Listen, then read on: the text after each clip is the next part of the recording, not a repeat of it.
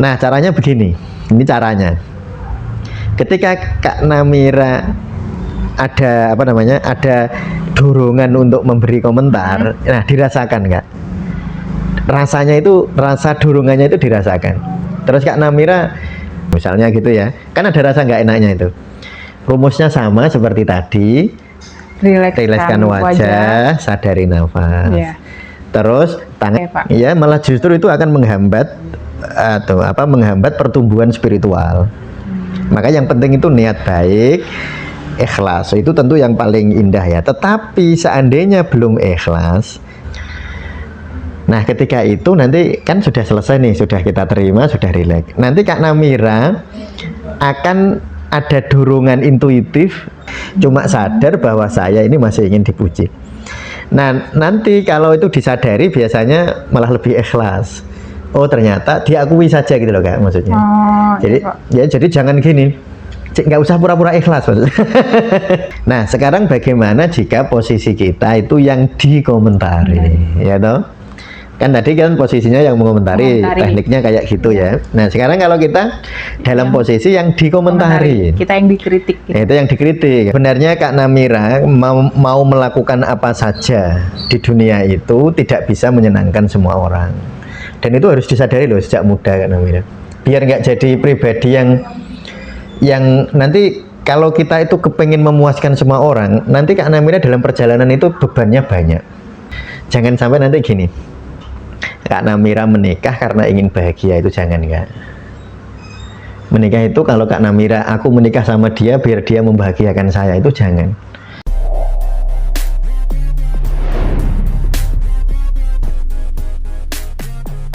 Bismillahirrahmanirrahim. Assalamualaikum warahmatullahi wabarakatuh. Waalaikumsalam warahmatullahi wabarakatuh. Halo Sobat Tasawuf Indonesia, ketemu lagi dengan saya Namira Aulia Simamora di sesi Ngasahi, Ngaji Kisah Sufi bersama dengan Abah Mustamir. Di sesi kemarin kita sudah belajar tentang keutamaan kata-kata, dan di sesi kali ini kita belajar apa, Bah? Ya, kita belajar mengkritik dan menerima kritik. Ya, ini ada kisah kan Kak Namira ya, ada kisah apa seorang bapak dan anak mau jual keledainya ke pasar. Jadi si bapak ini karena ini apa namanya, biar keledainya tampak segar sampai di pasar biar tidak capek gitu, tampak segar biar harganya lebih baik.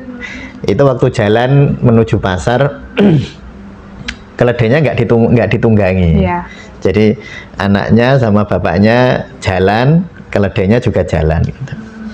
Nah di tengah jalan dikritik sama orang yang lihat, dua orang itu kok bodoh banget sih, punya keledai nggak ditunggangi malah cuma dituntun aja gitu. Nah dipikir-pikir sama bapaknya ya bener juga sih gitu. Terus akhirnya bapaknya yang naik keledainya, berjalanlah mereka. Namanya orang dikritik lagi. Ada orang mengkritik, ini bapak nggak kasihan sama anaknya, masa anaknya jalan dia enak-enak naik keledai katanya. Si bapak mikir lagi, ya kayaknya bener juga ya. Ya sudahlah, dia turun, anaknya yang naik, jalan lagi gitu. Dikritik orang lagi. Nah ketika dikritik, yang kritik bilang begini, ini anak nggak tahu sopan santun ya, dia enak-enak naik keledai, bapaknya disuruh jalan. Dikritik lagi, bapaknya mikir lagi, ya bener juga ya gitu.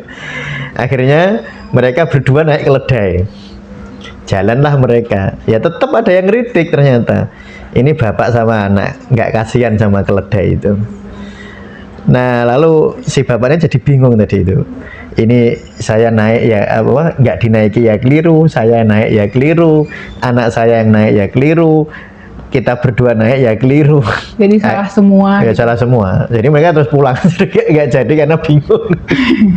Ya cuma ini, ya tentu ini kisah-kisah simbolik ya.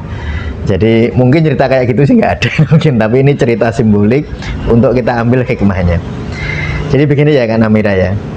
Sebenarnya Kak Namira mau melakukan apa saja di dunia itu tidak bisa menyenangkan semua orang.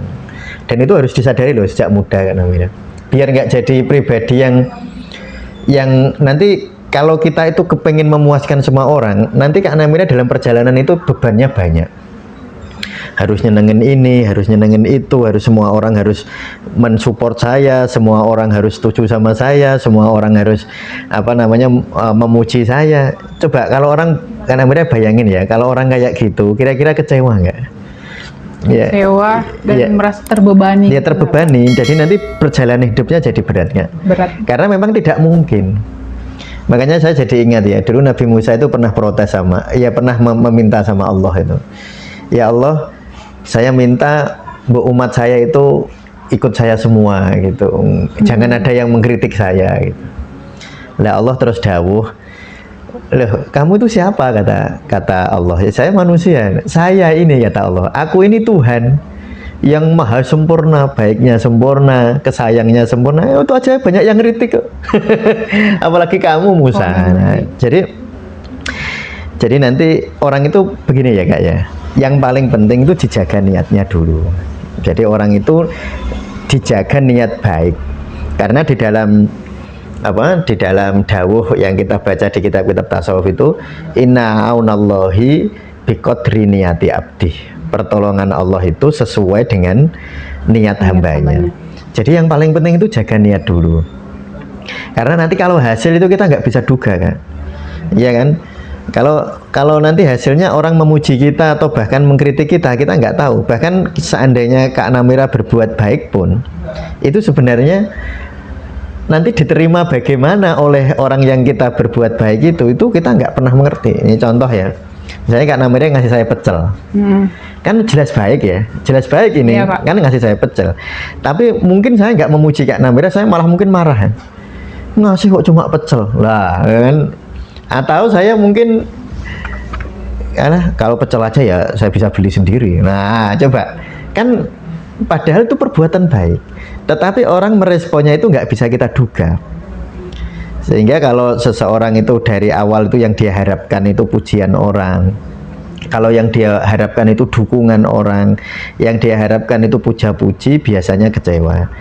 Dan biasanya malah tadi seperti Kak Namira bilang, akan membebani diri. Nanti perjalanan hidup ke depan itu jadi berat. Ini tidak berarti bahwa orang itu harus sembarangan, enggak. Karena tadi rumusnya itu yang penting niat baik. Niat baik. Jadi dijaga niatnya. Jadi misalnya Kak Namira mau melakukan sesuatu itu harus muhasabah ya. Muhasabah itu bertanya kepada diri, ini niat saya apa berbuat baik? Kok saya misalnya Kak Namira mau berbuat baik sama seseorang, oh ternyata ada nuansa atau fenomena ingin dipuji misalnya di dalam hati ya, itu disadari saja, oh ternyata aku masih ingin dipuji. Bukan berarti itu terus berbuat baiknya dibatalkan, jangan ya, tetap berbuat baik, cuma sadar bahwa saya ini masih ingin dipuji. Nah nanti kalau itu disadari biasanya malah lebih ikhlas. Oh ternyata diakui saja gitu loh Kak, maksudnya. Jadi jangan gini, nggak usah pura-pura ikhlas. Tapi tetap berbuat baik gitu Pak. Iya, berbuat baiknya tetap. Jangan, oh aku nggak ikhlas nggak usah berbuat baik, ya itu terjebak dalam godaan setan Kak. Jadi berbuat baiknya tetap, tapi kita menyadari bahwa kita belum ikhlas gitu loh. Nah tapi kira-kira coba Kak Namira bayangkan, orang kalau menyadari dia nggak ikhlas kan jadi baik kan malah, ya kan sadar gitu, oh iya jadi ternyata saya itu nggak ikhlas. Padahal nanti itu tadi bahwa respon orang itu seringkali tidak kita duga. Mungkin kita menduganya ini perbuatan kita ini akan menyenangkan dia, oh enggak. Bagaimana nanti kalau Kak Namira berkeluarga, nanti sama suami itu gitu loh Kak, kayaknya sih ini harusnya kan suami saya seneng ya, nyatanya enggak. Nah itu bisa jadi kayak gitu. Dan nah itu kalau Kak Namira sejak sekarang sudah melatih diri untuk yang penting jaga niat, masalah respon orang itu dipasrahkan kepada Allah. Itu nggak usah terlalu dibingungkan, karena nanti selalu bingung, nanti kayak itu tadi, kayak bapak dan anak tadi kan serba salah terus, nanti terus nggak bergerak-gerak akhirnya. Nanti Kak Namira gini, iya malah nggak jadi nanti. Kayak Namira nanti mau berbuat baik takut di ini, mau berbuat baik jangan-jangan salah, mau berbuat baik jangan-jangan salah. Dan nanti kapan berbuat baiknya? Iya Pak. Iya, malah justru itu akan menghambat menghambat pertumbuhan spiritual.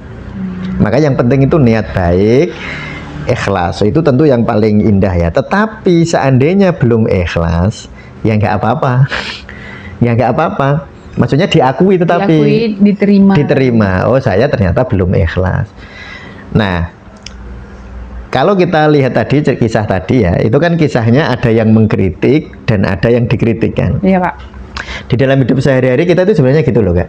Kadang-kadang kita itu yang mengkritik, kadang-kadang itu kita yang dikritik, dan itu wajar sekali dalam hidup. Apalagi nanti sekarang aja Kak Namira begitu kan, kalau di kampus kan. Ya kan suatu saat Kak Namira harus ngomong, harus mengomentari orang mungkin demi kebaikan kan. Atau Kak Namira yang jadi objek dikomentari. Nah, oleh karena itu bagaimana sekarang sikap kita? Nah, ini yang paling penting dalam pelajaran kali ini ya. Nah, sekarang kita gini dulu. Kalau Kak Namira misalnya lihat temen nih, temennya ini belajarnya kurang, sering mengabaikan tugas-tugas kampus. Tentu Kak Namira sebagai sahabat kan ingin memberi masukan, nasihat ya, gitu. Kepengen mengingatkan ya. Tapi kan bisa jadi ya itu tadi, Kak Namira kan nanti kalau tak ingatkan dia gimana ya, jangan-jangan salah sangka sama saya nanti dikira terlalu banyak masuk ke urusannya dia. Nah, caranya begini, ini caranya.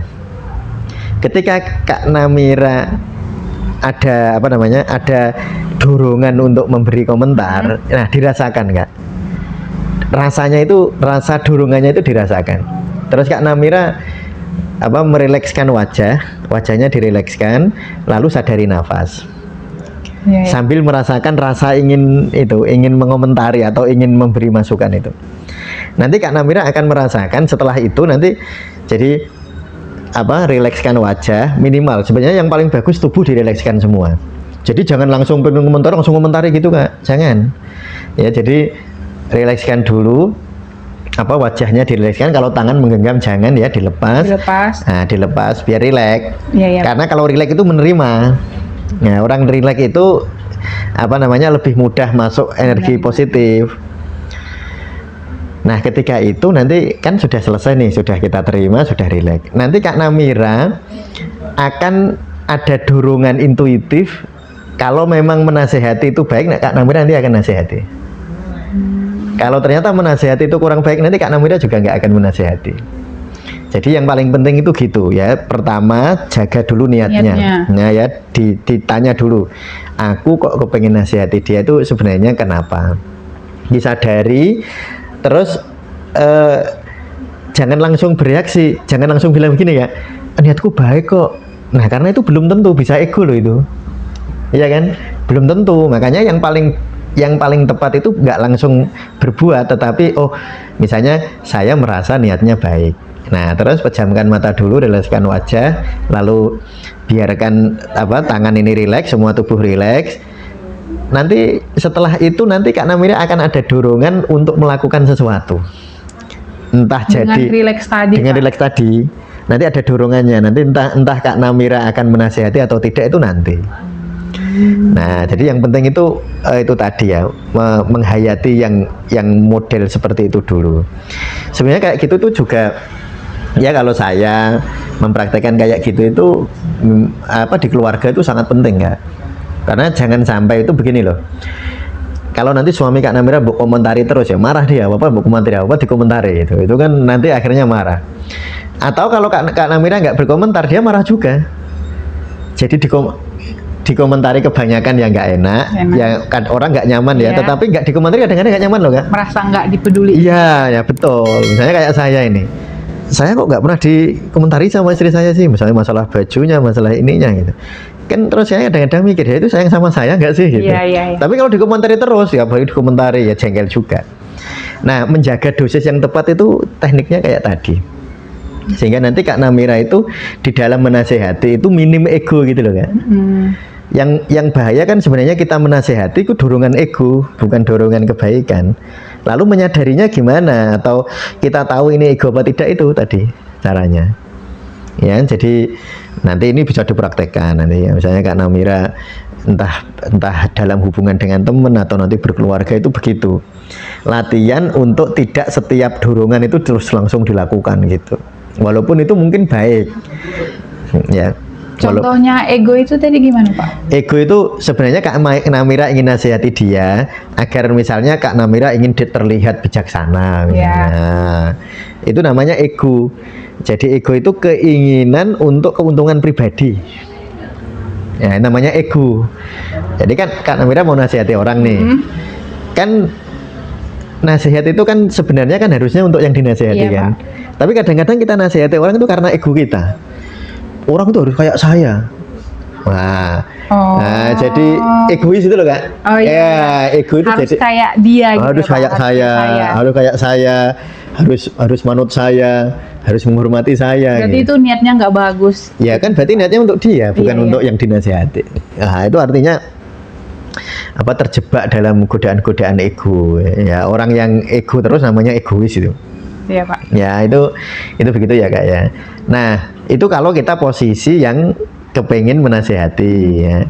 Posisi orang yang berkomentar di jalan. Tadi yang di jalan kan ngomentari terus kan. Iya Pak. Ini dikomentari.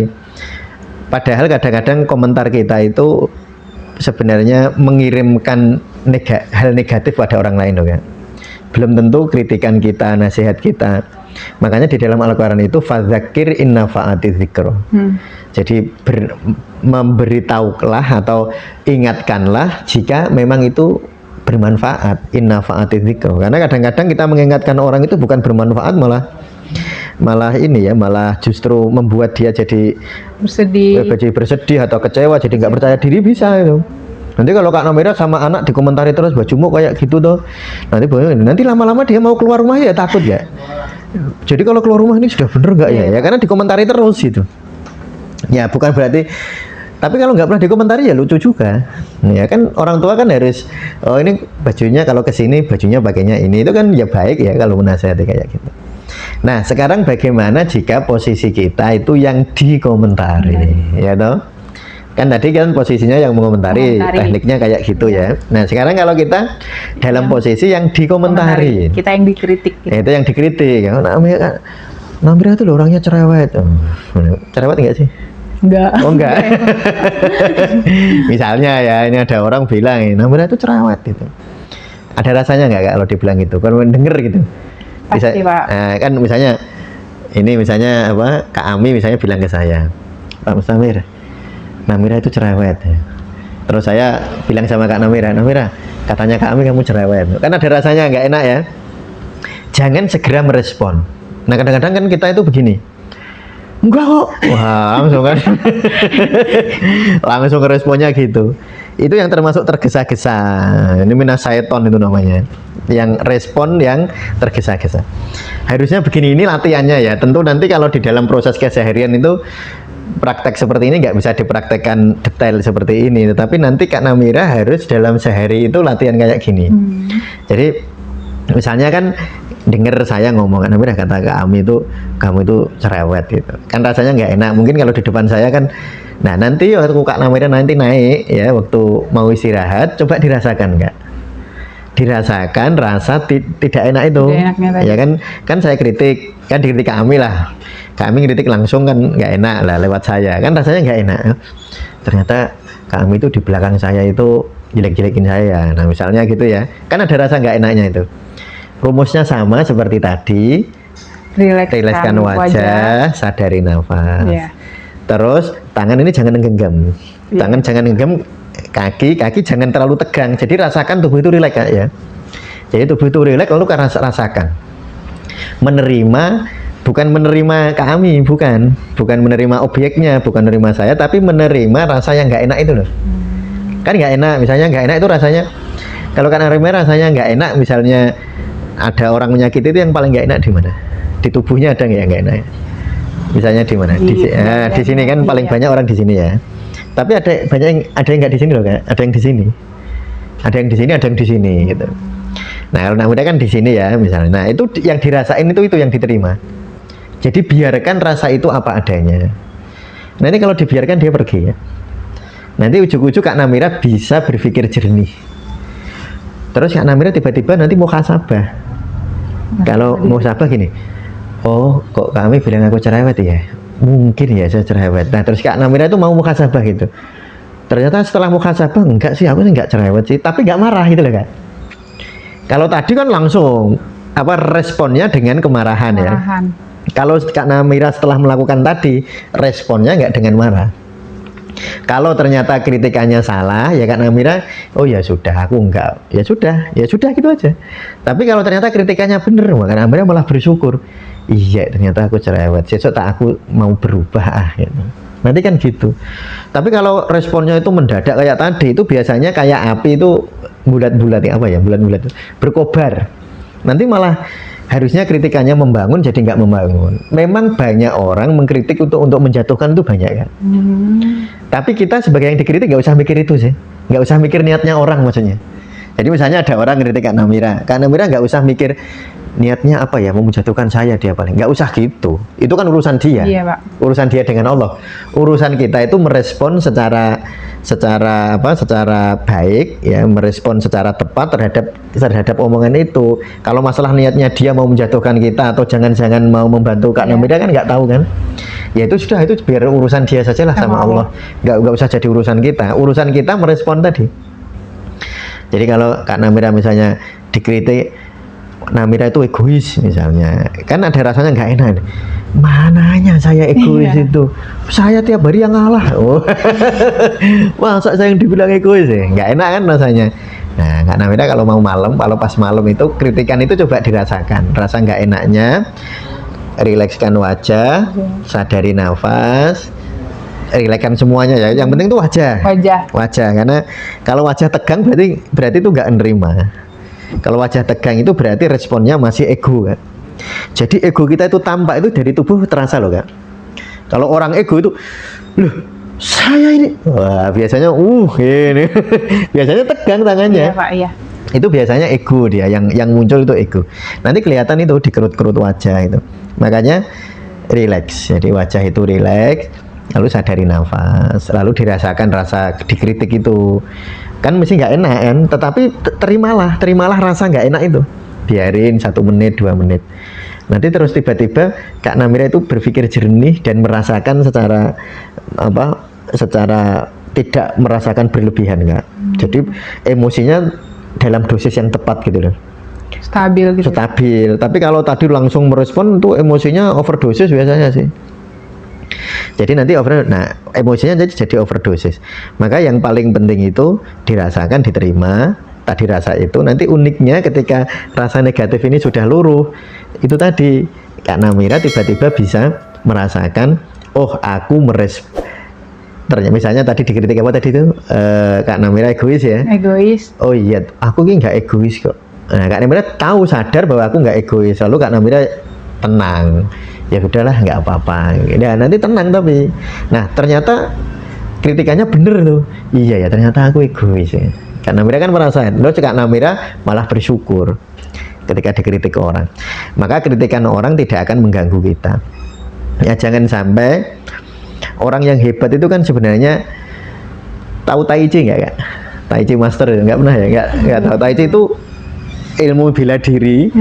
Kalau kita diserang, kita menggunakan kekuatan musuh untuk meningkatkan energi kita. Jadi justru dengan menyerang orang, jadi kita mendapatkan energi. Iya, Pak. Dengan diserang. Iya. Jadi kalau saya menyerang Kak Namira, justru Kak Namira menggunakan energi dari saya ini untuk meningkatkan energinya Kak Namira. Itu jadi orang mengkritik Kak Namira, justru kritikan itu sangat membangun Kak Namira. Sangat bermanfaat, entah niatnya dia apa, nggak penting kan. Yang jelas dikritik orang justru membuat Kak Namira bertumbuh secara emosional, menjadi lebih stabil, dan nanti kalau ini terus ditelateni begitu, nanti Kak Namira akan bertumbuh secara spiritual ya. Jadi nanti tumbuh kedewasaannya gitu. Dan itu harusnya dilatih sejak muda kayak gini sih Kak ya, dilatihnya sejak muda. Jangan nanti aja dah, kalau tua saya tak latihan bijaksana. Jangan nunggunya. Jadi nanti begini ya Kak ya, ini kan Kak Namira kan nanti kepengen nikah loh, walaupun masih beberapa tahun kan. Yep. Tetapi kan pengen. Jangan sampai nanti gini, Kak Namira menikah karena ingin bahagia, itu jangan Kak. Menikah itu kalau Kak Namira, aku menikah sama dia biar dia membahagiakan saya, itu jangan. Itu berarti niatnya salah ya Pak? Iya, kalau salah sih enggak sih, tapi itu nanti berbahaya. Nanti Kak Namira akan jadi menuntut pasangan untuk membahagiakan. Nanti komunikasinya buruk, Kak. Nah terus gimana? Kan memang kebanyakan gitu ya. Kebanyakan itu kan saya menikah sama istri saya harapannya dia membahagiakan saya. Istri saya menikah dengan saya, harapannya saya membahagiakan dia. Akhirnya tutup menuntut nanti, Kak. Saya nuntut dia nuntut saya. Nah biasanya itu nanti komunikasinya nggak bagus. Karena memang dari awal tuh sudah dia mengharapkan dia membahagiakan saya. Jadi kalau menikah itu paling bagus aku ingin menikah dengan dia karena ingin berbagi kebahagiaan. Karena aku ingin membagi kebahagiaanku dengannya. Itu sangat indah. Bukan dia membahagiakan aku, tapi aku membagi kebahagiaan. Makanya kapan orang siap menikah? Kalau dia sudah bahagia, kan? Jadi kalau saya ditanya, Ustadz, orang nikah itu sebaiknya kapan ya? Kalau sudah bahagia. Kalau belum bahagia, kalau nikah nanti saling tuntut-menuntut sama pasangannya untuk dibahagiakan itu, kan? Iya, Pak. Nanti kalau karena mereka sudah bahagia, ya bahagia itu caranya ya tadi tuh, kan? Latihannya itu kayak tadi, dikritik orang, meresponnya bagus. Itu kan hatinya pasti damai, kan? Nah, nanti, dengan menerima tadi kita bahagia. Iya kan, bahagia dengan menerima tadi. Kalau bahagia, nanti Kak Namira kan bisa berbagi kebahagiaan. Oh, nanti suaminya beruntung sekali kalau kayak gitu. Jadi itu sebenarnya menikah itu kayak gitu. Dan latihannya harus sejak sekarang. Jadi jangan nunggu bahagia nanti aja lah, saya tak belajar bahagia nanti aja. Enggak, harusnya sejak muda kayak gini, sehingga nanti menikah Kak Namira sudah bahagia, sehingga nanti suaminya akan beruntung karena terbagi kebahagiaan, karena menjadi bahagia. Nanti anak-anaknya beruntung juga, ibunya bahagia, bapaknya bahagia, sehingga semua itu membagi kebahagiaan, saling berbagi kebahagiaan. Itu keindahannya. Maka belajar tasawuf seperti ini itu jangan nunggu tua. Belajar tasawuf itu sejak kecil harus belajar. Ya, sejak muda begini harus sudah belajar tasawuf. Apalagi Kak Namira jurusannya tasawuf dan psikoterapi. Nah, masa belajar di TP nggak bahagia? Kan belajar kebahagiaan. Ya kalau Kak Namira ternyata nggak bahagia, ya berarti sekolahnya gagal ya. Tapi saya yakin nggak sih. Nanti berhasil, nanti Kak Namira itu lulus itu orang jadi orang bahagia. Dan saatnya menikah, Kak Namira sudah siap. Siapapun nanti yang menikah dengan Kak Namira akan merasakan vibrasi kebahagiaan dari istrinya. Ya gitu, Kak. Baik, Pak. Terima kasih Abah Mustamir. Iya. Dan kepada teman-teman yang sudah nonton sampai akhir, jangan lupa like and subscribe. Jika ada komentar bisa disampaikan di kolom komentar. Wassalamualaikum warahmatullahi wabarakatuh. Waalaikumsalam warahmatullahi wabarakatuh.